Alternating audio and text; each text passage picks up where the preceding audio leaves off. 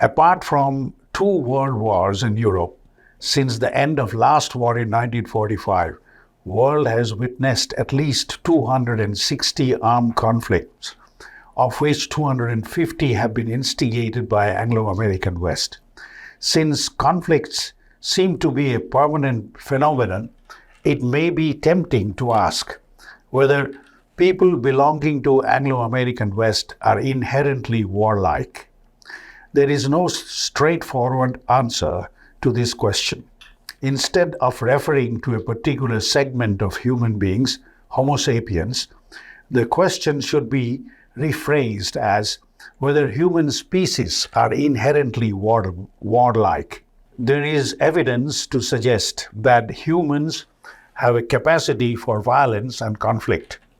Rik Veda, the 4,000-year-old literature which is considered a holy book of Hindus, is packed with prayers to the gods Agni and Indra, seeking blessing for victory in the anticipated conflicts, seeking support from gods for destruction of enemies and acquisition of properties, gold and riches, etc.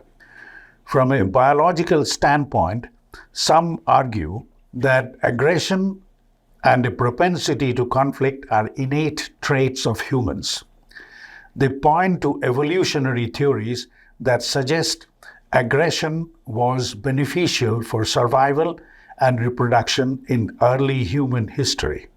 In this view, competition over resources and territories may have driven the development of aggressive tendencies. World literature is packed with stories of legendary conflicts that gave rise to one of the famous holy books of Hindus called Bhagavad Gita. However, it is important to note that biology does not solely determine human behavior. Culture and socialization also play a crucial role in shaping our actions. Human societies have developed various norms, values, and institutions that promote cooperation and peaceful resolution of conflicts. Teachings of all religions have lived through the effect of time, yet have miserably failed to contain the human instinct of waging destructive wars. It is important to consider the full range of human nature and the potential for peaceful cooperation. All religion, including Lao Tzu of China, Hinduism, Jainism, Buddhism, Zoroastrianism, Christianity, Islam, have non-violence as their tenets, which has deeply appealed to mankind but miserably failed to condition them. Here are symbols of some of these religions. Lao Tzu advocated a deep, connective empathy between people as the means to peace and harmony, and claimed that such empathy was possible through recognition of the cosmic force of the Tao, which had created all things, bound all things, moved all things, and finally loosed all things back into their original state. Hinduism, Jainism, Buddhism, Zoroastrianism. It is said that periods of relative peace and cooperation, where diplomacy and negotiation have prevailed over violence. Examples are cited as the Pax Romana, which translates to Roman peace, was a 200-year period in Roman history associated with great peace, stability, and economic prosperity, spanning from 27 BCE to 180 CE.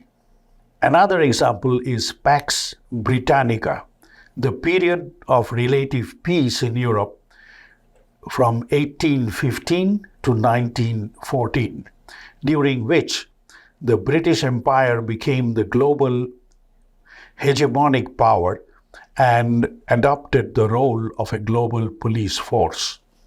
This may be correct from the viewpoint of the collective West, when they remained relatively free of atrocities from outside invaders. But the world most definitely was not free from predatory war and atrocities which continued in many parts of the world when the West inflicted savagery on others. Here are some examples. Sadistic King Leopold II of Belgium. It is interesting that ideas of nonviolence and religious concepts have originated from areas outside the native place of Anglo American West. Another line of evidence against the notion of inherent warlikeness is the considerable variation in the levels of violence across different cultures and time periods. Some societies have shown a greater inclination towards warfare, while others have prioritized peaceful coexistence. This suggests that cultural factors such as social norms, political structures, and economic system significantly influence the likelihood of conflict. Many European philosophers like Hegel and Kant of Germany have alluded to war and its purifying effects on the social evils of a society polluted by prolonged peace.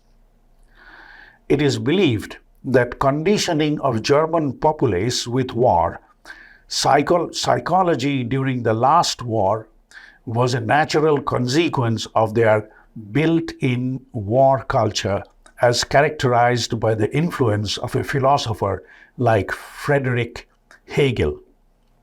According to Hegel, war is a positive moment wherein the state asserts itself as an individual and establishing its rights and interests.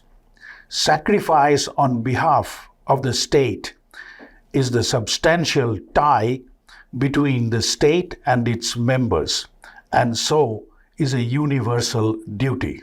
Hegel alludes to Kant's perpetual peace thesis when he writes that just as the blowing of the winds preserves the sea from the foulness which would be the result of a prolonged calm, so also corruption in long, let alone perpetual peace. Warfare thus constitutes a form of purification, though Kant did also argue that at the stage of culture at which the human race still stands, war is an indispensable means for bringing it to a still higher stage. It is futile to speculate whether it is genetic trait of human species that leads to perpetual warfare. Even if it is true, this factor makes only a marginal contribution to the process of warfare. A process of killing that is institutionalized and has been packaged to the level of so-called science. Warfare appears to be a product of greed and lust for power, persuaded by and in the interest of powerful mind of savages in civilized clothes. By making use of modern technology, a given state machinery conditions common people through media warfare to accept justifications of human death and destruction and thus act against one's own interest. The question of whether human beings are inherently warlike is of little importance. The purpose of this narrative is to ponder over how and what can be done to minimize the frequency, if not stop, the instigation of continuous war waged under false pretext by elected policy makers of public offices. Additionally, advancement in communication technology have made it easier for people around the world to connect, fostering greater understanding and empathy between cultures. Such mass connection through advanced technology should be made to good use to convince common masses that their empowerment through indigenous schooling and counter media warfare against warmongering is the key towards restoring lost self-esteem and respect in one's own indigenous language, literature, history, tradition, and culture. In other words, restore the realization that one can't pretend to be anything else but what one is. Here is a comment of Scott Reiter on the true background of Ukraine war. He reveals the ugly truth of Ukraine war, which may be applied to all 260 wars that Anglo American West has waged since 1945. Here is Scott Reiter. We only want to use you. We want to use you to promote what's good for America. You are a tool that we choose to weaponize. But what happens when you lose a battle? You drop the tool and you leave. And that's what we did in South Vietnam. That's what we did in Afghanistan. That's what we're doing in the Middle East. And that's what we're going to do in Ukraine. We don't care about the Ukrainian people. That's the greatest tragedy here, because the Ukrainian people actually think America's there to help them. But there's going to be the realization, the same ugly realization that's met by everybody we abandoned in history, that we are not there for you. We don't care about you. Yes, we'll have some token money put aside so we can bring in some refugees. We did that with the South Vietnamese. We did that with the Afghans. And we'll do it with the Ukrainians. We'll bring some Ukrainians in. It'll be easier to absorb them because they're white. We like white people here in America. The South Vietnamese, that was tough, but we had a relation. We did it. There's a lot of Japanese in the East Coast, so we could just absorb it because one Asian looks like another. The Afghans, they're a little brown, but we'll do okay. We'll take some of them, but not too many. Not too many because they're Muslim. We don't want too many Muslims. But Ukrainians, they're white, they're Christian. Yeah, we'll take some Ukrainians. That's it. And I'm being sort of farcical here, but it's the truth. America is a deeply racist nation. A deeply racist nation. If you don't believe that our foreign policy is driven by racism, you know nothing about our foreign policy. But we don't care about Ukraine. We don't even know that all the Ukrainians are running around with their, we're Ukrainian, they're this, we're that. Americans don't care. We put the flag out there, that's it. Beyond the flag, we don't know anything about you, and we don't want to know anything about you. All we want you to do is die in our cause. Where does the Ukraine war go? Let me conclude with an excerpt of a speech by President Kennedy delivered on June 10, 1963. He explains with carefully chosen words that peace must be established, not the American brand of peace called Pax Americana, but genuine peace throughout the world. A policy which is totally against the profiteering interest of American military-industrial complex, whose vast resources are invested to wage continuous war throughout the world as an insurance for maximizing profit. This military-industrial complex is the real ruling class of USA. No US president, irrespective of their political branding, dares to interfere with the financial interest of this ruling class. Let's take a listen to President Kennedy. And that is the most important topic on earth, peace. What kind of a peace do I mean, and what kind of a peace do we seek? Not a Pax Americana, enforced on the world by American weapons of war. Not the peace of the grave or the security of the slave. I am talking about genuine peace, the kind of peace that makes life on earth worth living, the kind that enables men and nations to grow and to hope and build a better life for their children. Not merely peace for Americans, but peace for all men and women. Not merely peace in our time, but peace in all time. I speak of peace because of the new face of war.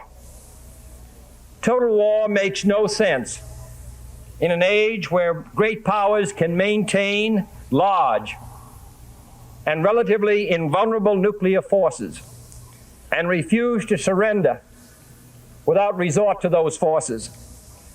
World knows what happened to President Kennedy and how his death was declared as the act of a crazy young man.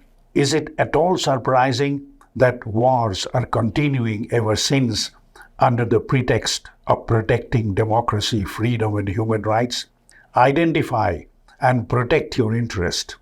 Refuse to be conditioned by the mainstream media to work against your own interest. If you like what you see and hear, please subscribe and ring the bell.